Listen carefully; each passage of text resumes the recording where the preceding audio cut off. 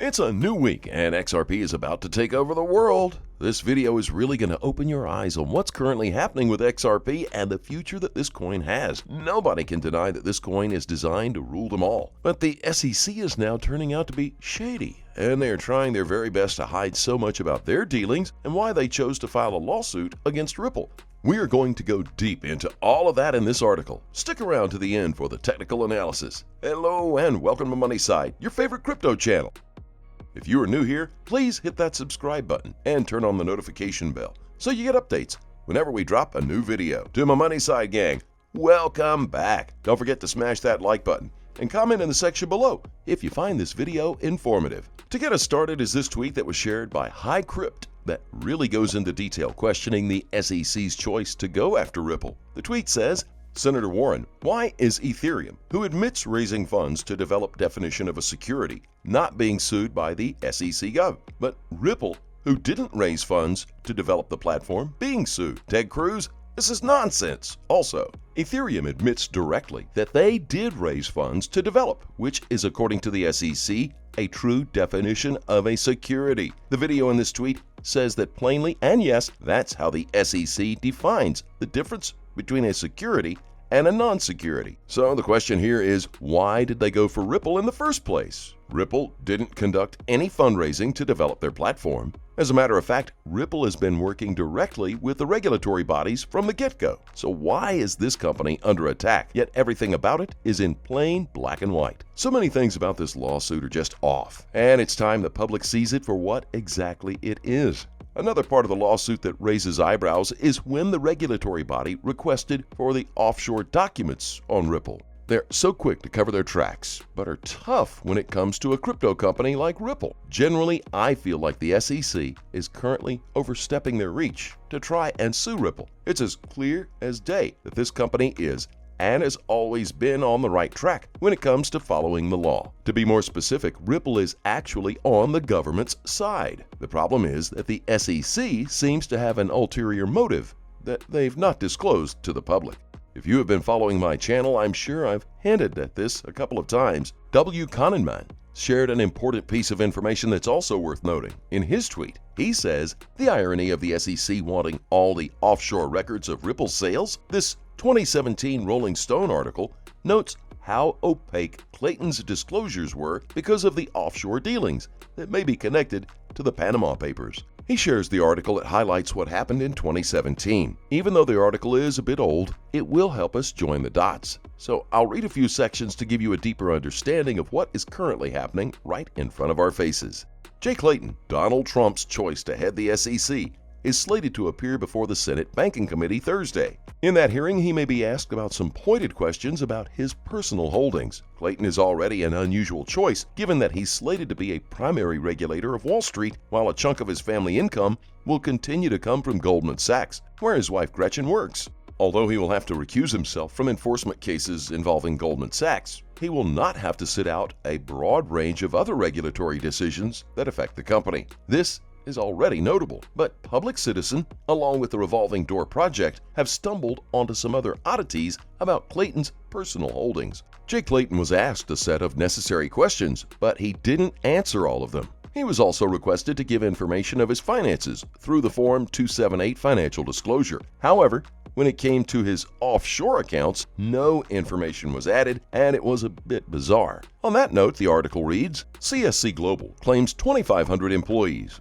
as well as 180,000 corporate customers, while also representing 10,000 law firms. The company appears to do more or less the same things that Clayton says WMB does, dealing with creating legal business entities, management of licenses, upkeep of filings, dealing with service of process, etc. Interestingly, and to Blum's point, Clayton's disclosure does not list any interest in CSC. So although he gives some information about what appears to be a holding company with little to no public profile, the company that boasts of its connections to 180,000 corporations is not mentioned in the disclosure form. Neither CSC nor Clayton have responded to requests for comment. The real issue with companies like these is the vast array of tools they can offer big companies and high net worth individuals to complicate their financial profiles. The worst case scenario is a string of shell companies that end in an opaque offshore haven.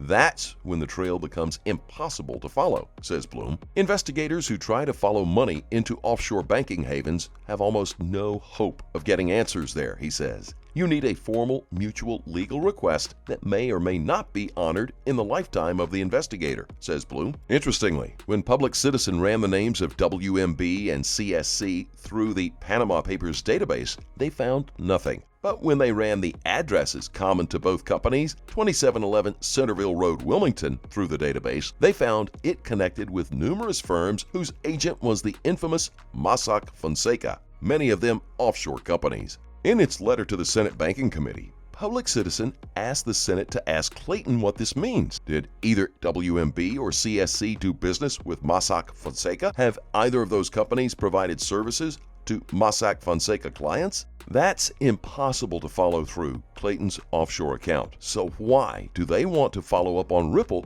while they've managed to inspect their own staff? Straight up, the SEC is overstretching their reach to find something to pin against Ripple.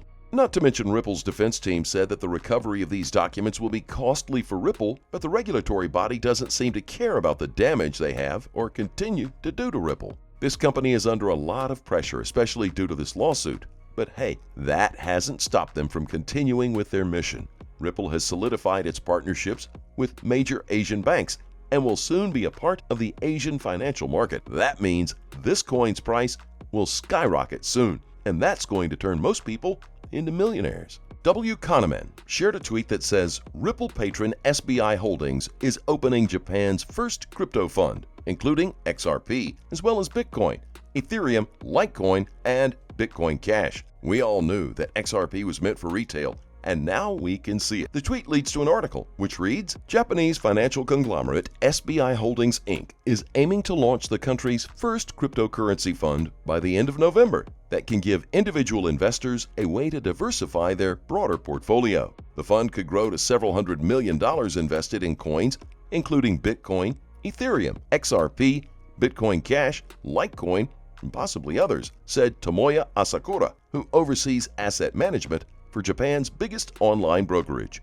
Investors may need to put in a minimum of roughly 1 million yen, that's $9,100 US, to 3 million yen, and it will mainly be aimed at people who understand risks associated with cryptocurrencies, such as the big price swings, he said. Within a short time, this crypto has shown us that it's meant for retail, and no one believed it in the beginning. Now we can see it happening in front of our eyes. XRP is meant to go to the top, and it's all about to happen. This crypto is securing the Asian market in preparation for what will happen next, and that's a complete integration to the financial and crypto market. XRP and Ripple are trying to bridge both worlds, and that's going to happen whether the SEC wants it or not. That's because the SEC's reach is only restricted to the US. Aside from Canada's crypto exchange, XRP is traded throughout the world except in the US. That means this coin will likely thrive even if they don't win the case. Yep, that's right. Thankfully, according to what is currently happening,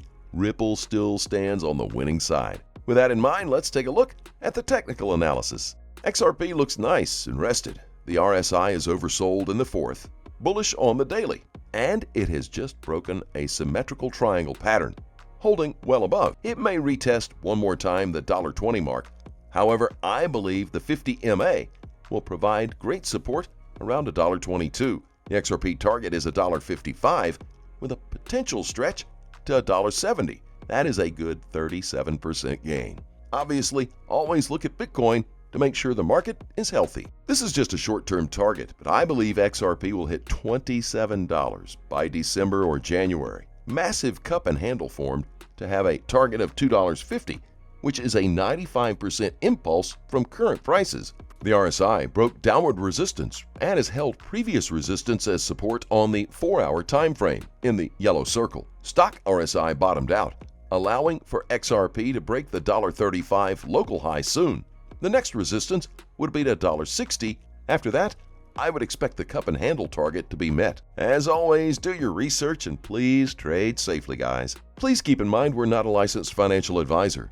All videos on this channel are intended for entertainment purposes only. Tell us what you think in the comment section below and let's have a conversation. As always, I thank you very much for watching. You're appreciated. Don't forget to like this video. and to click on that subscribe button below. Turn on notifications so you get informed whenever we post our amazing content. Thanks again. We'll see you in the next video.